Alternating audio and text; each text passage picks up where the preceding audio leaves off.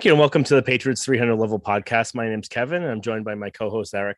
Welcome back to our 33rd episode this week, where we have a special guest, many of you may know, former Patriot linebacker and three-time Super Bowl champ, Matt Chatham.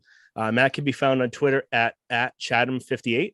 In case you're not aware, he's also now the owner of Rub Smoke Love, which I could say from experience has some of the best barbecue rubs around. They currently have two seasonings out, Beefcake and Gold Bark, and they're both fantastic. We got both of ours in on Monday, tested out on some fantastic steaks. So make sure you check them out, rubsmokelove.com.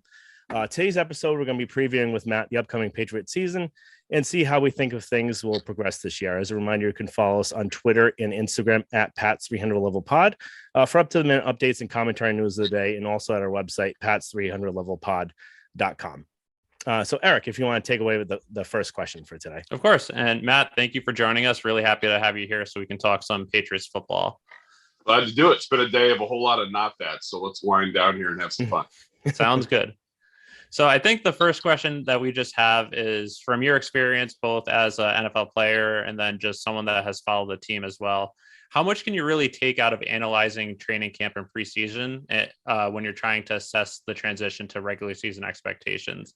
I know a lot of fans and some media members are a little worried after seeing some training camp struggles, especially in the third preseason game, but also in the preseason, there's no game planning, changing plays at line of scrimmage. So is this something that fans should really be concerned about, or is this something that you just, how can you really assess it at this point of the Right. No, it's a good question, Eric. I think in part because, listen, I did a dozen years at Nesson, and I had that job where I, exhaustively looked at every practice play.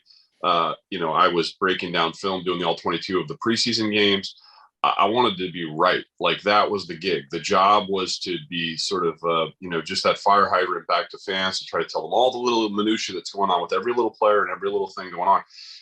But ultimately, and I know I do this a little different than some of the former players that have worked in the market and other markets and all that kind of stuff. Like I'm really, really into being right, which I know might sound like a terrible ego comment, but like, rather than trying to garner interest with a hot take kind of thing, like I really want to make sure that, like, I don't say some shit that makes me look stupid later. And that's why I progressively, over the years of covering camps, started to put less in them, and when I was before COVID, when I was calling the preseason games, radio for a couple of years and TV for all those years prior to that, you're working it. So you're just really, really into the weeds about what's going on with each individual guy in their battle. But I sort of came to the point where I used to, do a massive breakdown on some film thing when I was doing The Athletic, or really kind of trying to take this snapshot that I had for maybe 3 to 5 days of work, or maybe a game or two, or maybe just a really nice stretch of, joint practice work or something like that. And you're storytelling, right? You're trying to sort of garner interest, let people know what's going on with those guys they've been following so intently through the draft process, or the guys that they thought highly of that maybe didn't have the year they thought they would prior, and are they progressing? And all I really came to a conclusion is that there's a lot of faulty information. It's not that you can't learn stuff about the individuals, because you can, right? You can see progress. You can write down player X and say, you know what, last year he was pretty good at these few things, and he's got some work to do on these couple. And you can kind of highlight that aspect and say, okay, did he individually work on getting better at that? Is he actually kind of not losing in that aspect as much as maybe we saw him a year ago? Or all of a sudden, wow, he's excelled at it, so he must have really put work on that. But it is sort of fool's gold to try to take the collective and make a prognostication from that. And I learned that. I mean, there are years where, Brady-led offenses that would, Tom would have team periods. He's 19 for 20, and they walk right through the joints. They walk through they get two series of preseason game. They whip through them, and they end up being a good team. But in those years, they might be an 8th or 9th or 7th offense overall. It wasn't necessarily the years of being a 1 or 2 or 3, right? So I just kind of learned that, like, they're playing fake. You're playing a little fake. The things you should concentrate on are individuals. If you see a guy that just keeps getting beat over and over again, physically beaten, right? Blowing his assignment, struggling to sort of win a physical matchup, That's real. Like that doesn't not happen when the real bullets or whatever start flying. But a breakdown in a scheme, a play that doesn't work, a run stuff that didn't work might just be some sort of technique thing, or they were running it against the absolute wrong thing you would never do in a regular game. I think the thing you can hang your hat on if you're just someone who doesn't want to have something to worry about or whatever and likes to look at big picture, this team is made up of all guys we all know about. Aren't really on the offensive side of the ball, at least. There's no like new, oh gosh, can this guy play in the NFL other than Mac? I mean, literally, Mac and Cole are your only two guys who are sort of perspectives, and Mac's already shown that he can, but he's just a growing guy. So I just simply say that to say, yeah, oh my gosh, there were all these struggles. Micah Wynn is still Micah Wynn. Trent Brown is still Trent Brown. Isaiah Wynn, when healthy, and that's probably his biggest thing is availability, is a very good player. We all have a high opinion of David Andrews. I mean, like, all these people, right? So they're going to have to mix and match and get it together. And this is just sort of watching the sausage factory. But where I think a concern or whatever can be real is when you have a bunch of people that you don't know yet how they fit in the NFL. Mm-hmm. And then you have those other issues. But these are all people that can play. So, is it a Super Bowl team? Well, that's silly. And that's too far away and nobody knows. Yeah. But they're good. I don't think you have to concern that they're somehow going to be bad at football. It's just that's just so far fetched. That's overreacting to sort of poor anecdotes in a joint practice week. It's not who I think they'll be. Yeah, I think we both agree completely. And even looking back at 2020, that was probably the worst talented team that they've had in quite some time, and they still won 7 games and were in about 4 or 5 of the losses that were within a score or two. So if they were able to gather 7 wins with that team, I don't think there's some people saying, oh, they're going to be below 8 wins this year. Like that, I feel like that's insane. So, yeah.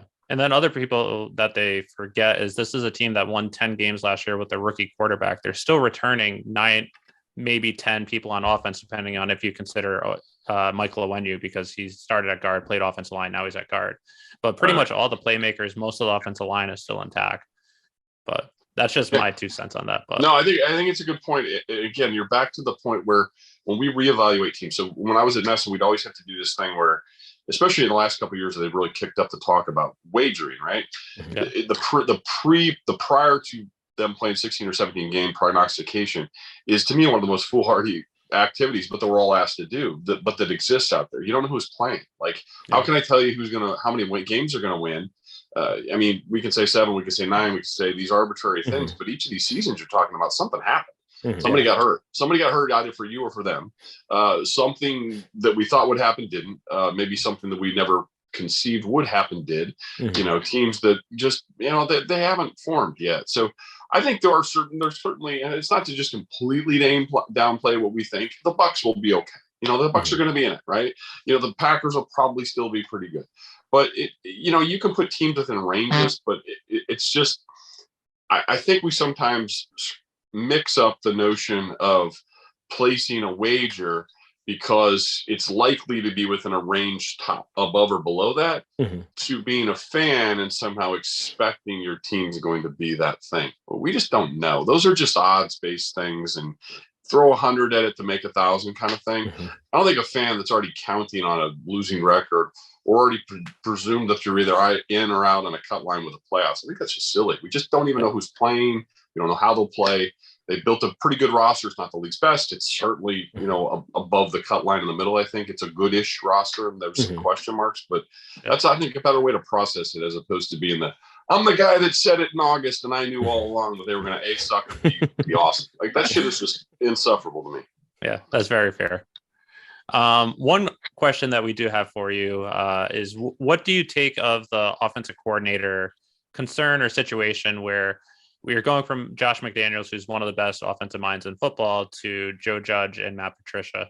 I for our website, I wrote a blog where it might not be as doom and gloom as some people are saying, since my reasoning is that everything's still going to be coming down from Bill Belichick, where when you lost Charlie Weiss, when you lost Josh McDaniel the first time, you went to offensive coordinators that hadn't called offense before. And then you didn't really see too much of a slippage, where in this situation, Matt Patricia and Joe Judge, even though they haven't called offenses, they were head coaches granted, not great records, but they still were in charge of game planning. Do you see much of a concern there? Or do you think everything's still coming down from Bill, or what are your thoughts? So where I think there's sort of a hierarchy to where worrying about this stuff would be more real. Yeah. Let's take a team, hypothetical team, not this team, who is changing to an offensive coordinator who's never yet done it, right? Yeah. The issue, I think the circumstances where that would make more sense to be concerned about it would be the absence of a backstop. And by backstop, I'm talking about Bill, right? Yeah. It's not new guy comes in, is going to introduce a system from some other place, and he's got to teach it to 53 guys, well, not 53, but he's going to have to teach it to an entire offensive group how to do my thing, how to get it up to speed in a week sort of small off season. And the coach backing it isn't doing that stuff. He's bringing this from San Francisco, or he's bringing it from Houston, or whatever it would be, just hypothetically. So that's not this, right? So whatever your feelings were about who it is that's going to be doing the teaching, is that guy teaching something that the rest of the room and the staff behind him doesn't know? No. In this situation, the backstop knows it intimately better than anyone in the league. So the backstop is the expert. The backstop is using a vessel to teach it to the other guys. So you would have to, in that scenario, A, not have faith in Bill, not just that he could coach them through the season if need be, but B, that he doesn't have the discernment or judgment to see who can communicate and grasp it as well as he does to give it to the guys. Mm-hmm. So you have to believe that Bill, A, just doesn't know what the fuck he's doing. Yeah. And that B, he's chosen a guy who can't teach it.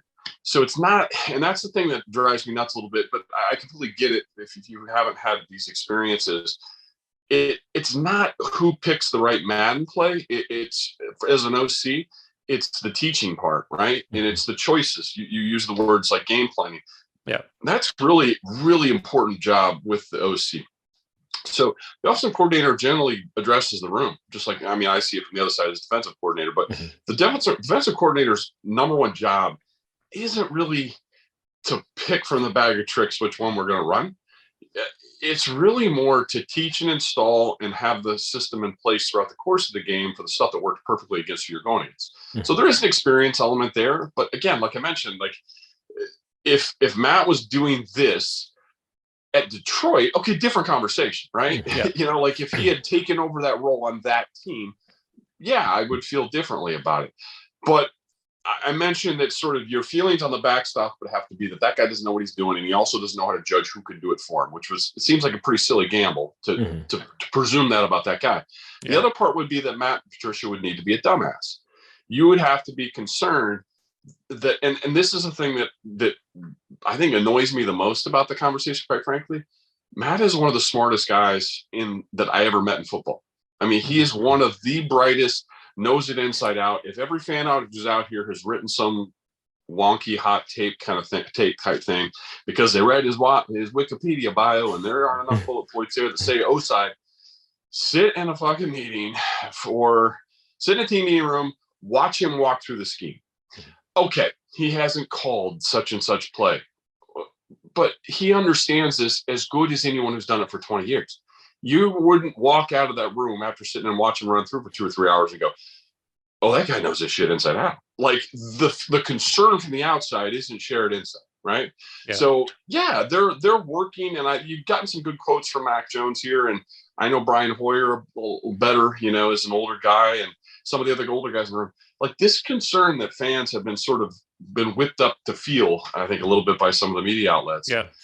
Is not one shared by players. It really isn't. Now, it would be different if Bill wasn't there as the backstop, who was an intimately coaching kind of guy. And as a rookie, as a young guy, I played before I got cut and came here.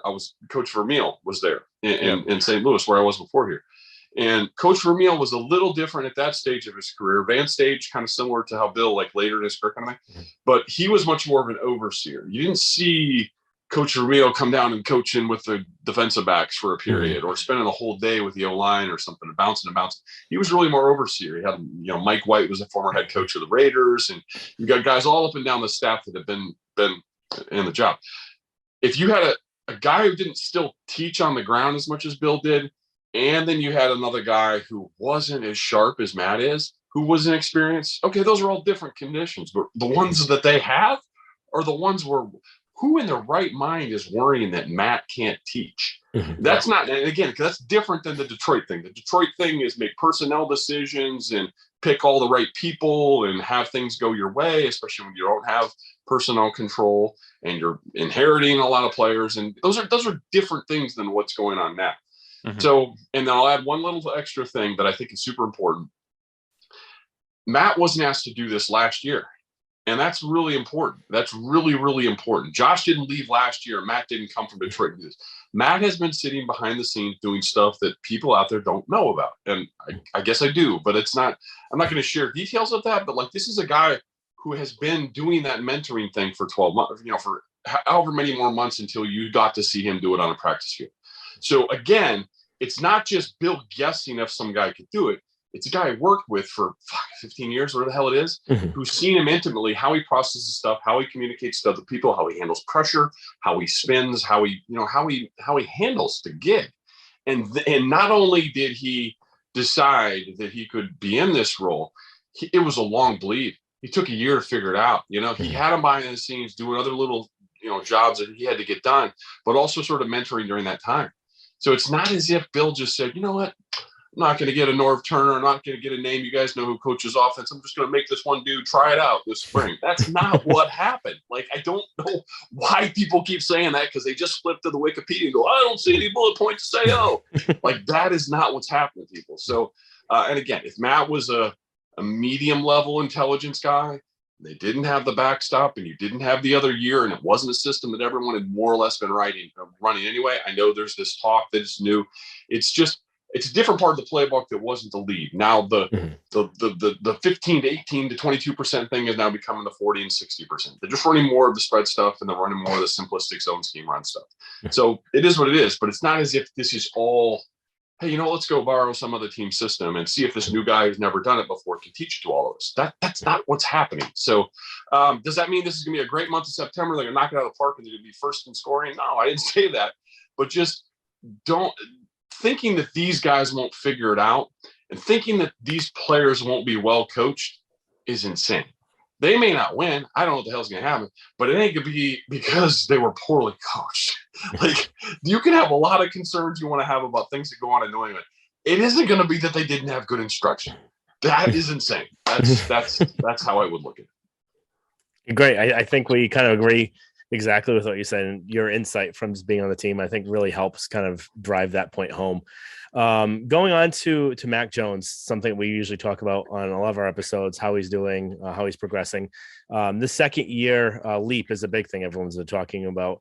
What have you seen from him to think that he will take that second leap? And what do you really think of Mac overall from what you've seen kind of in the league and what you've been hearing? So I'll back up a little bit to sort of this conversation about a change happening, and that the conversation with Matty P is going to directly affect what goes on with this new young quarterback who we all seem to feel really good about.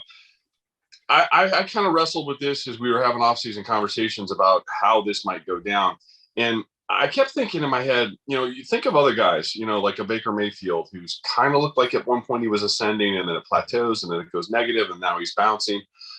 Think of, just pick a guy like that who did it somewhere. Even Daniel Jones early on, there was sort of hey, Danny's got this, Danny Dimes and all that stuff. Mm-hmm. And then, then injuries and then plateauing and then, cratering and all that kind of stuff.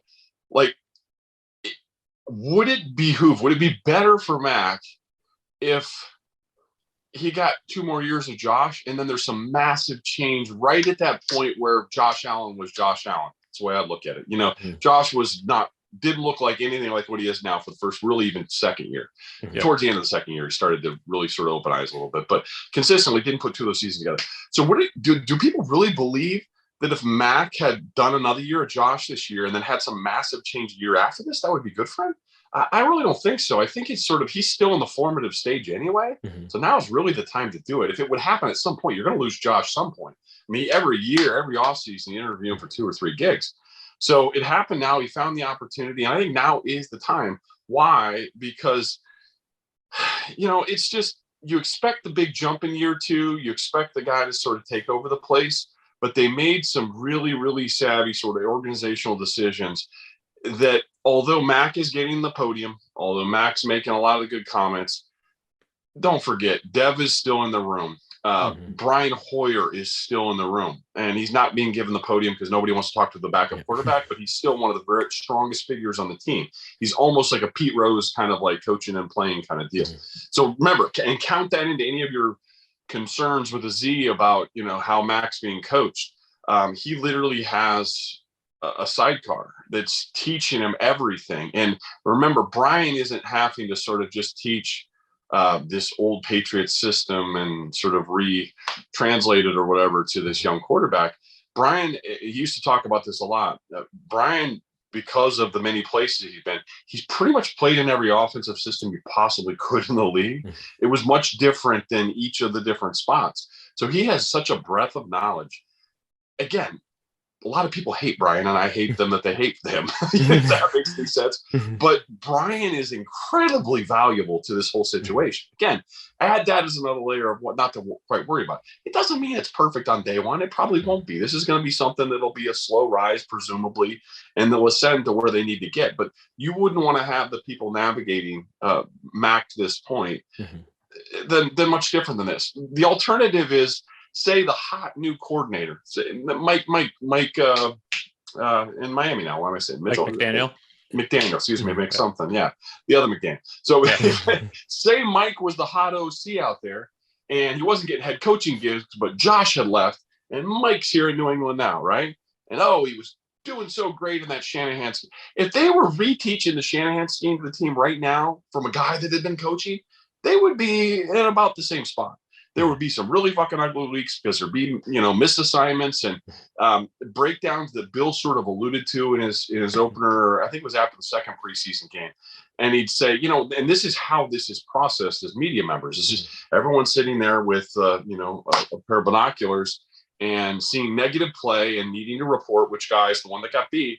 But there's a different way it's processed from a coaching staff if shit screws up. If you've got, 3 different ways Matt could have lost because the left guard's getting crushed and we didn't pick up the blitz on the right and we ran the wrong route and Max threw a bad ball and had poor decision. Okay, got team problems, right? But it's processed a different way when you're like, okay, everything was set here. We actually got the concept we wanted, but we missed one block, right? And we did that because, hey, we're communicating in a new way and we didn't quite do it. You guys understand that now? Okay, yeah. But then the media doesn't get to see them make the correction on Monday. They haven't seen that play again. It's out of view. And you kind of don't worry about it because you roll your eyes and go, "Oh, that's easy. We'll get that next time." That's kind of the mistake that's made once, but not twice. I think they're really in that world where, yeah, there was a lot of ugly reps out there, but you can look back at the play and say, "Oh yeah, but they're like an inch from getting it right. They just blew it at one spot." You're bad when you're blowing it at 3 or 4 spots. There's no way this could be successful. I don't think there's a lot of that on tape, other than some of the zone block stuff, which is they're still learning to do. And I wouldn't get people too concerned about that because they have the ability to, on a moment's notice, slide into what's working. And they're not so married to this offseason story that we have to be the zone team, team. They have the people on the roster to run other gap scheme stuff, and they could in a minute. And Billy Yates has played in it himself. And, Matt Patricia, when he was an O-line coach, has coached both. So there's not, these are not things that, they wanted to work on it more and install some more. They're required to play. They're when they go to Miami, when they start working their way through the schedule, they're going to start running what works best for them. There's not sort of, hey, we've committed this offseason thing. It's going to happen. So I just wouldn't, with Mac's development, I wouldn't be so concerned with some sort of cratering in year 2, because I think they've sort of built it around him to be successful. Keep your eyes most on how they handle the running game. Run game gets back to where we're used to. That softens pressure on him, and I think Mac just continues on the upward spiral. They're not able to run the ball. That obviously changes my opinion a little bit. That makes a ton of sense. Just a quick question. One last thing on the offense before we go quickly on the defense. If you just had to list your biggest strength that you think is on the offense and the biggest concern, what would just those 2 be? So this is going to piss people off to hear it, but hear me out on this. I still think their offensive line is the strength of the team on the offensive side of the ball. I'm better than the quarterback, and I like the quarterback a lot. But they have a next. They're not playing well together, but that's something with repetition and live reps and group together. They even screwed around for a little while there, where they were flopping the tackle sides. I know that Trent's now we're all presuming to be the left and and Isaiah the right. I mean, they've done both at this point. They've even popped Mike out there to tackle for some reps, and it kind of leaves your head spinning, like what exactly are they doing here? And all it is Bill, and he loves to tinker. He likes to just try and see what we could use, because you may have injuries at some point. And on those days where he's tinkering, the whole system might not work quite well. But he's getting a look at how that one person handles that one situation. And is that something I could plug later in week 8 if something goes sideways? That's what that's about. I would go back to this point. Guys who can play in the league don't magically stop being able to play in the league. And we're not talking about fringe, starters, but just baseline, barely over the line kind of starters, like when I started, to be honest. We're talking about Trent Brown is one of the biggest physical freaks in the league, and he can do a lot. He didn't have his cleanest season last season, but I still think he's a he's an A player. He's definitely an A player, and I think he could easily go back to right in a minute and just do everything that we've always seen him do. And maybe he'll handle left well too. I don't know, but Trent Brown can play in the NFL, so just you don't have to worry about it. He'll figure it out. I think the same of Isaiah if he can just stay healthy. Isaiah, though, I do think is the one guy that needs a lot of extended work at one spot, so he can just get back to getting comfortable. It's not easy to flip your feet. He's a guy who played left side forever, and now hey, just be a right.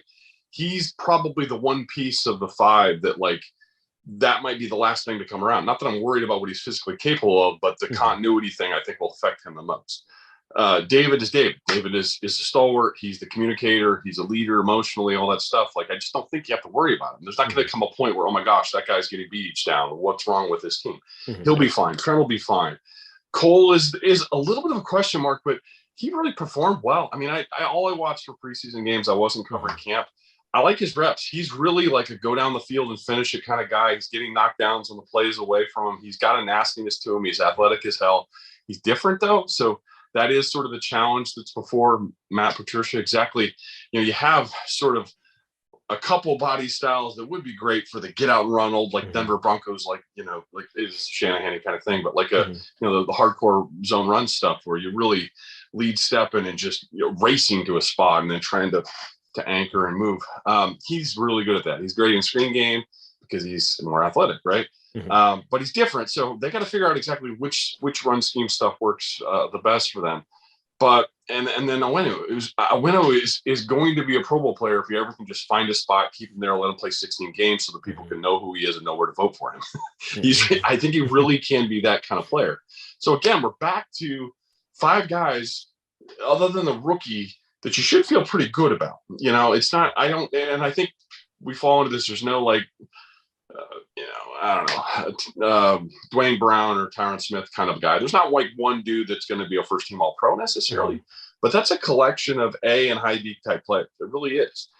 And you'd be, if you wanted to place a wager, you're going to place a wager that they won't play well. They'll figure it out. They're pros. So I just think that that's actually a strength, although it may not look like one right now. It's just something that it would be against all odds for those 5 guys to somehow learn not to play. And it's actually an old Belichick line. Bill would always joke about this where, he would use it as sort of a thing with the coach, so they had a bad week the week before. You're coming up playing a team that played like dog shit the week before. Maybe they had a couple bad weeks in a row, and he'll pull up the film and he'd be like, okay, we're facing, I'll just use the Norv Terminer example. We're using some guy that everyone knows your name. And he's like, okay, so they had a couple of bad weeks. Do you think this guy fucking forgot how to coach? Do you think he all of a sudden now doesn't know what he's doing? It's not just, you got to wipe from your memory this recent anecdotal stuff and know that you're going to get their best. And he's actually really good at what he did. He didn't in 14 days time forget how to do it. He had a couple of bad weeks. We all did, so I kind of feel like that should be what the feeling around this offensive line is. And I don't think they're a long-term bad bet. That's a really good point. Thank you for that. Switching to defense now, I think one of the biggest I don't know if his biggest concerns, but biggest loss on the defensive side was JC Jackson, who is your number one cornerback. Yeah. And they didn't really get any big names for that. They drafted well, or it looks like they might have hit on Marcus Jones and Jack Jones in the draft, but they have some more depth. What are your thoughts on losing JC Jackson? Is it as big of a concern, or do you think that bringing back Jonathan Jones and then filling it in with the players that they drafted, do you think that they'll be able to make it through?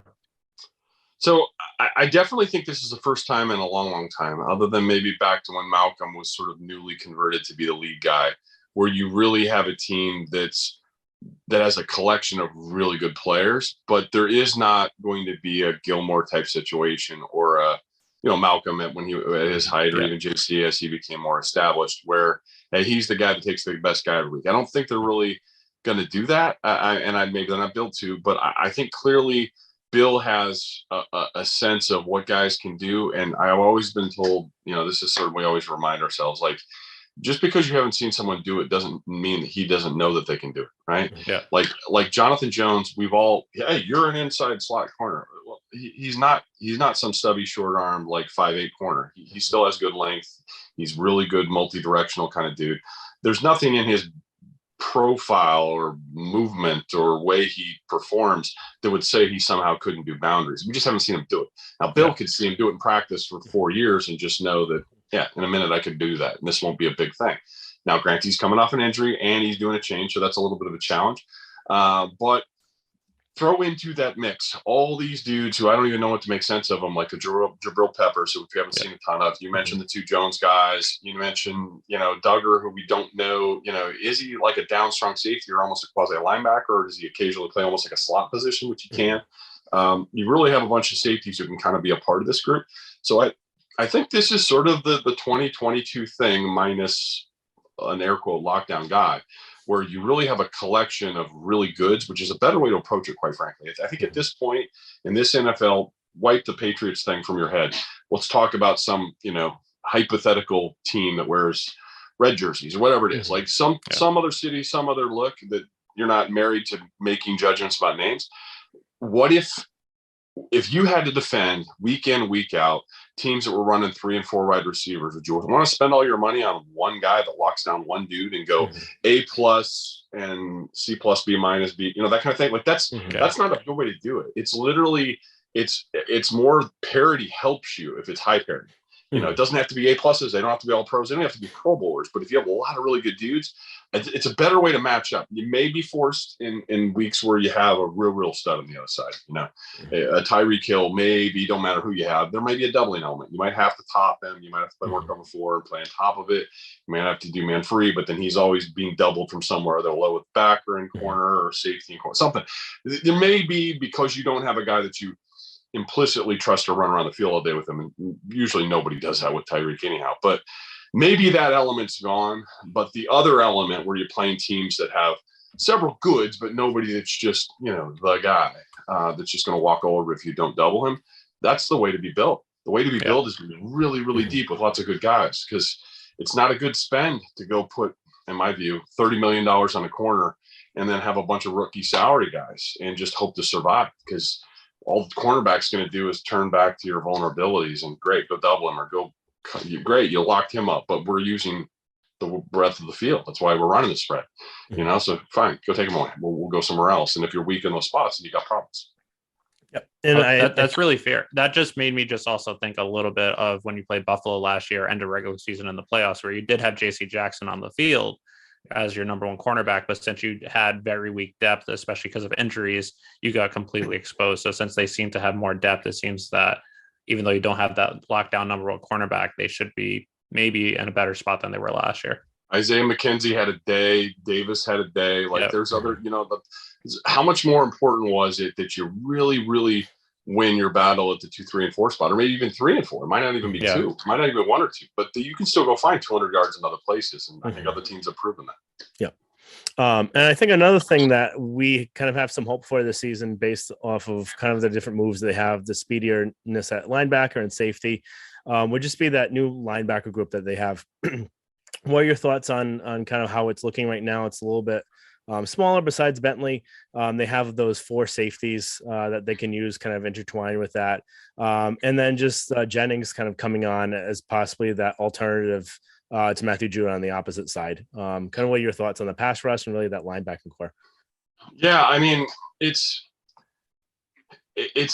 we'll go front to back. So I think obviously Matt is moving into like a top 3 or 4 figures on the team kind of guy. Like that not just from how well he performed last year, but how he's being given the podium. And when they give sort of their media availabilities and they put their few guys up that they want there, that just tells you the regard that the rest of the staff holds him. So I think Judon is sort of ascending into that. He's kind of their Willie McGinnis type or whatever, right? He's kind of a figure, he's a lockerhead type dude, and he's somebody that they really implicitly trust. So opposite him is going to be an interesting year. I mean, I want Anthony Jennings to do well because he's wearing 58. I mean, it's really that simple. I kid, but I actually cheer for the kid because I think he's had a real rough start to his career. He's shown some really good stretches of weeks and then struggled to stay healthy, right? So that sucks because he came in from Alabama. He's obviously played really high end football. He's got a chance to be good in this league, but he's just got to be able to string it together. I don't think it's necessarily a lockdown. Expect him to be there for 65 snaps a game all season long, because they still got to figure out how to use Josh Uche. And I tend to think that Josh is going to, at some point in his pro career, be more than a 15 snap just pass rush guy. There just seems like there's more there to me. So I don't know. I somehow the two of them are going to figure into either that side. I should also say this: Matt doesn't and isn't just playing one side. So Judon can flop. I think sometimes flopping helps so that you don't just zone in with him with one particular tackle. You can study him all week and just sort of work on him. You even let Matt work inside of regards from time to time, and then maybe you're not feeling healthier with those dudes. And you can always go big end with Dietrich. They do that from time to time. Dietrich Wise is power forward. He's closer to a 280 guy. He's different than all these other guys who are really more outside linebacker bodies. But they can do mix and match stuff where Dietrich goes end and it's more power the tackle.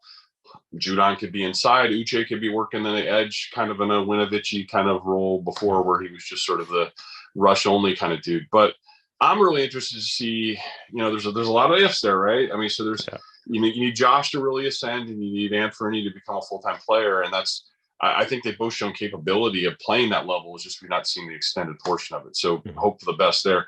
On the inside stuff, like I joke about this because, I live in Rentham, and a lot of the guys are in Rentham and Foxborough and kind of around the area. And I really think you could walk into a Big Y, Shaw's, Stop and Shop, whatever's around here, and you could run into the safety group hanging with the linebackers. And I think a layperson walking through the aisle wouldn't know which was the linebacker and which was the safety. Like their linebackers the same size as Duggar. Like they're big. Like the safeties that are 6'1" or 2 and 235. The linebackers are 6'1" and 235. Like they just don't run quite as well. And they run really well for backers. Like Mac runs really well.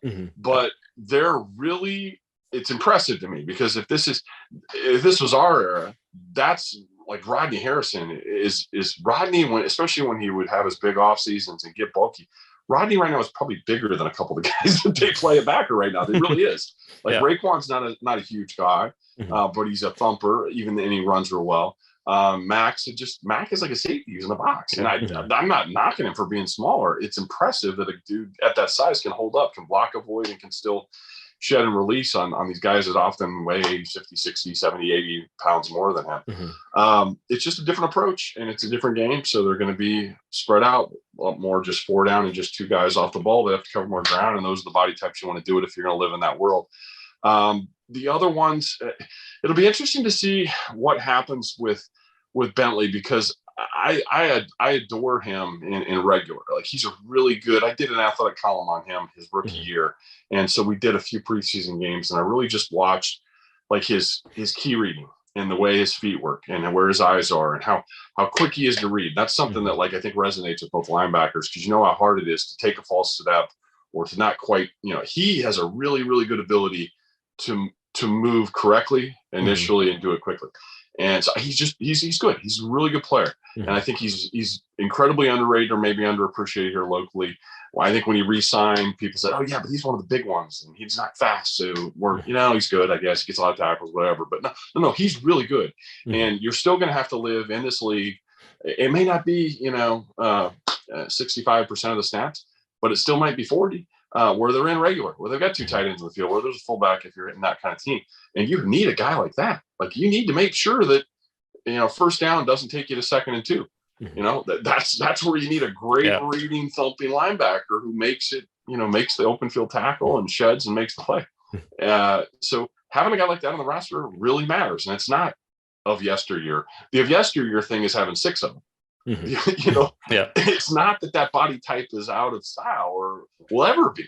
There's just that part of the game is a lesser percentage. He's not going to play 85% of the snaps, most likely. He'll maybe slide down to 55 to 65% or something like that. But he's really important to have out there. So, no, I like the group, but it's just, again, it's sort of unproven because you're throwing Mack in there who clearly looks like he can play. Raekwon, what are you going to get out of him?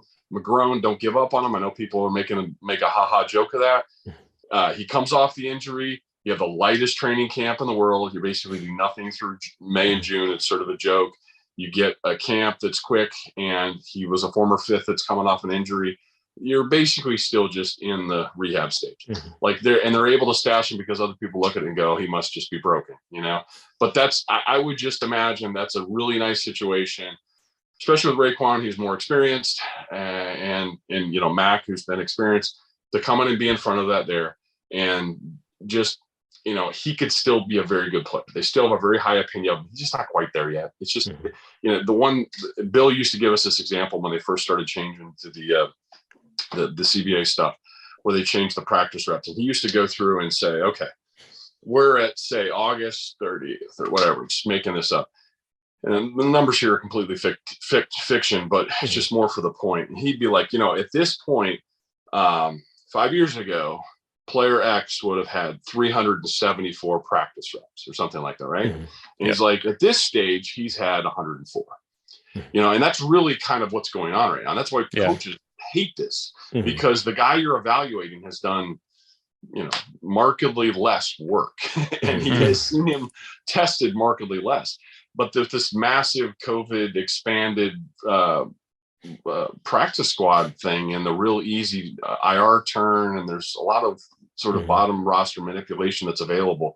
Guys like that are really getting a chance to, it's not like old practice squad. It's like you're really kind of there. You even see them throwing veterans on practice squad, which just blows my mind, but it's used for different things. And I think in that particular situation where not just the Patriots, but the entire NFL had a super high opinion of that dude had he not had the blowout at Michigan late. So then he drops. Everyone still thinks thinks highly of him, but he's coming off a damn, a major injury reconstruction. So he's just not quite there yet. So I don't think we should presume that that's a lost cause. It's just you went with a couple of veteran options. It sort of smooths the path until that figures itself out. That's really, really good perspective. Thank you for that. I think just last question we have on the defense is, I know you might have covered it a little bit, but just overall quick points, biggest concern or biggest strength you see from this defense. So I talked about all these things, and it's unavoidable. And I think it's easily, in a real football world, it would dominate the conversation of the offseason. We would talk about nothing else. Who's playing offensive coordinator? Who gives a rat's ass? Who's going to call the plays? Who cares? They gave up 47 points and couldn't force anyone to punt. And that's how they exited the playoffs. That's all that matters. Like literally talk yourself to sleep on the other stuff, and it won't matter if that part doesn't change. So the defense has to play at an extremely high level, especially if you're going to be a team that needs to run the football really well. You have a quarterback who excels in play action, and you're not asking him to sit in the gun and throw it 45 to 50 times a week. You don't want that. You have to play great defense and run the football. Those two things have to exist. Those things need to be there. And in the event that they are, we'll be talking about Mac Jones maybe making a Pro Bowl or something, right? But if they don't run the football well, if they're giving up scoring drives that happen in 7 plays, if the cycle is too quick and they don't get stops, you got a major team problem. And it won't matter who's calling the offensive plays. It won't matter who's coaching the O-line. It won't matter who's talking to the quarterback. It's those things drive the conversation in real life, in real football life. So I think you just need to understand that those things work together. And if you want this team, if you want to be one of those people that has concerns and make your list of things to worry about, if you could be given something to help them end up where you want them to be, you would love to know that they're back to being a top 5 defense. They're back to being a top 5 defense. They're making life incredibly difficult. They're up at in that top 5 range-ish again, and sort of turnover differential. They're causing turnovers. They're playing fast with all these small guys, and they're getting the ball off people, and they're mixing it up. And if that's going on, I guarantee you, without even knowing what's going on over the story and the narrative of the offensive side of the ball is better than it otherwise would be. If they were struggling, they're not going to fucking knock it out of the park on the other side of the ball. They're not. They work together. So I think if you want things to go well, defense has got to get back to where it was for, like 2/3 of the season where we saw it a year ago. Great point. And I think we completely agree with that as well. Something we've talked about on our kind of previous episodes. Last question before we let you go. A little kind of different subject. What's your favorite Bill story that you have overall of the years that you've played with him? Bill story? Oh shoot. I know he's a great character, so yeah, he must have a lot. I've told this one story probably too many times in too many other pods, so I'll go for the different one. So this was when I was, I was in New York for those 3 years after here for the 6, and when I don't know if people recall this, but the Patriots filed tampering charges against the Jets during that time when I was there, and I was part of it. And I guess it was part to do with my transaction, maybe some other stuff that had gone on. You may not remember, but the CBA had kind of started and restarted. They kept changing the start date to the open of free agency. It was down when they were. This is the 06 season, I believe. So there was something going on there where the date kept changing and it got weird. And they had made some accusation that they had been contacting me prior, something like that. But there'd been a tampering charge. It wasn't a big deal, and it's just me. So I don't think it was definitely not big news. But I always sensed that there was some hard feelings. I would have, my options were San Francisco, which I didn't visit, Houston, which I talked to but never actually went to, and Mangini went to New York. So it just kind of, I've been there with Eric for a long time. The opportunity was there, going to have a bigger role, play more defense kind of thing, and kind of felt like you needed change. So I went with Eric kind of deal. And I always saw for those few years, especially with that tampering thing, to start things off. And, you don't get a big warm fuzzy. Bill was always really cool with me, but it's very business, So, and Pioli, I loved, Scott was responsible for pulling me over off waivers from St. Louis to New England, and he was always a big advocate of mine. I really appreciate Scott and always have. But you don't communicate with these people for 3 years because now you play for sort of the enemy, right? So I just remember the first moment. So I decided to go get my MBA when I came back. So I was going to go to Babson. I actually applied at Babson, BC, and Harvard. And I had a condo in Bellingham. I'd been renting it out while I was gone to Doug Gabriel. Remember Doug? Yep. Wide receiver. Big snakes guy. Had a lot of snakes, which I didn't appreciate having in my apartment. Condo, whatever. But anyway, so I kept that, and I'd had the place down there, and we were trying to get rid of that. I'm like, damn it, we still have the other place. I'll come up there and apply to MBA programs in that area. So I did that. I went through 2 years of Babson. I wanted nothing to do with football. I had some preliminary talks with random stuff about maybe possibly coaching, but I needed to get away from it. It was 10th training camp, 9th season, just burnt out kind of thing. So I'm going to go get this MBA. But I'm back in the market where I was initially.